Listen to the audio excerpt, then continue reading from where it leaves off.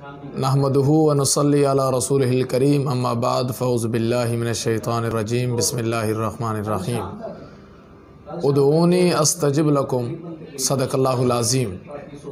मेरे वाजिबुल एहतराम हम मकतब साथियों, आज हमारा मुख्तसर सा मौजू है दुआ के बारे में।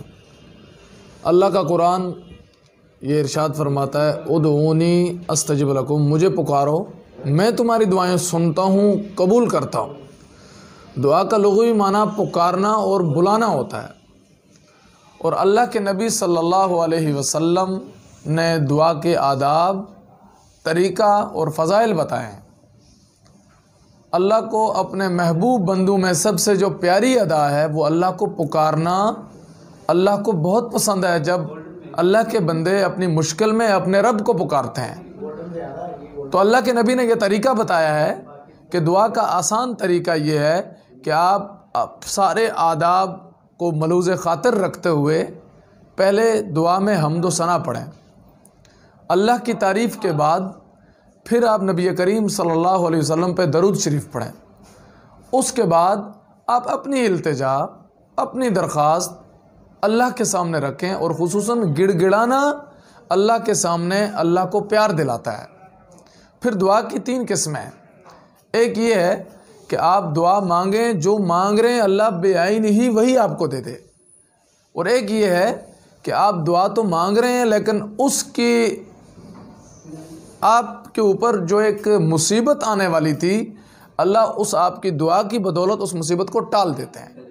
और दुआ की तीसरी किस्म ये है कि अल्लाह रब्बुल इज़्ज़त ना तो आपकी मुसीबत आने वाली है उसको टालते हैं, ना आपकी बेआइनी दुआ कबूल करते हैं, आपकी इस दुआ को आखिरत के लिए ज़ख़ीरा फरमा देते हैं। सुभान अल्लाह। और बाज़ फरमाते हैं कि आखिरत में जब उन दुआओं के ज़ख़ीरे आपको मिलेंगे तो इंसान दुनिया में कहेगा दुनिया में कोई दुआ ना कबूल हुई होती। तो हमारी कोशिश ये होनी चाहिए हम आदाब को बजा लाकर पहले हम्द व सना, फिर दुरूद शरीफ, फिर अपना तकाज़ा अल्लाह के सामने रखें, और कम से कम गिड़गिड़ाएँ ज़रूर। अगर वो नहीं है तो चेहरे के रोने का अंदाज़ ज़रूर होना चाहिए। अल्लाह को 2 कतरे बहुत पसंद हैं, एक वो जो मैदान जिहाद में अल्लाह की खातिर खून बहता है, और एक वो कतरा जो अल्लाह के खौफ से मक्खी के सर के बराबर अगर आपका एक आंसू अल्लाह के खौफ से गिर गया, अपनी नदामत और पेशमानी की वजह से गिर गया, तो अल्लाह को ये 2 आंसू बड़े पसंद हैं, आपका जहन्नुम से जन्नत का दाखिला बना देते हैं। और अगर आप कहीं मुश्किल जगह में नहीं बैठे, कहीं लोगों को तंगी नहीं है, गर्मी नहीं है और लोग तंग नहीं बैठे, तो आप दुआ को लंबा भी कर सकते हैं। नबी करीम सल्लल्लाहु अलैहि वसल्लम ने इतनी लंबी दुआ की ऊँटनी पे बैठकर कि ऊँटनी के कुहान के साथ नबी करीम सल्लल्लाहु अलैहि वसल्लम का सर मुबारक लग रहा था।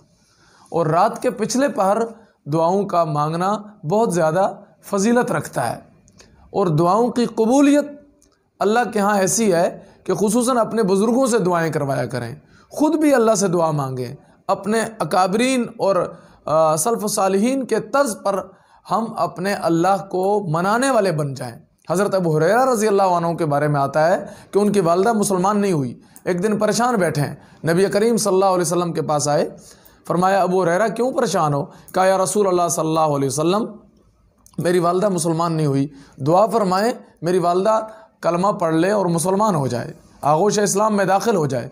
तो नबी करीम सल्लल्लाहु अलैहि वसल्लम ने हाथों को बुलंद किया, हज़रत अबू हुरैरा की वालिदा के लिए दुआ शुरू की, तो हज़रत अबू हुरैरा बहुत तेज़ भागने लगे। किसी ने पूछा अबू हुरैरा खैर है?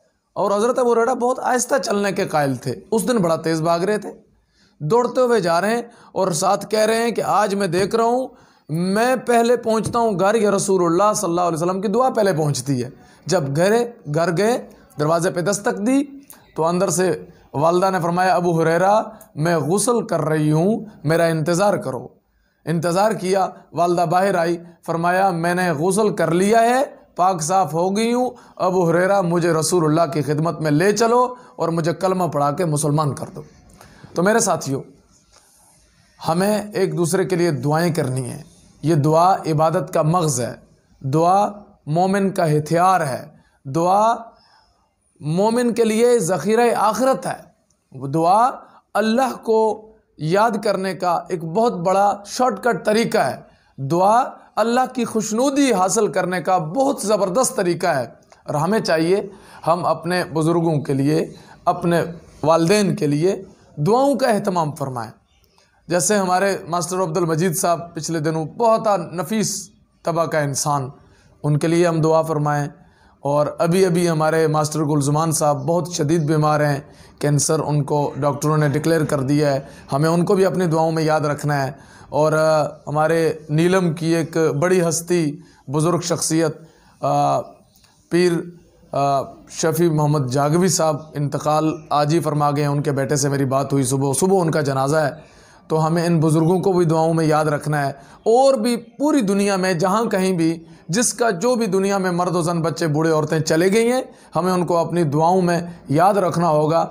और दुआ का आसान तरीका ये है कि हम अपने महबूब सल्लल्लाहु अलैहि वसल्लम के बताए हुए तरीके के मुताबिक दुआ मांगें। अल्लाह आपका मेरा हामी व नासर हो और पूरी उम्मत के लिए हमें दुआ करने वाला बनाए। वाखिर दावाना अल्हम्दुलिल्लाहि रब्बिल आलमीन।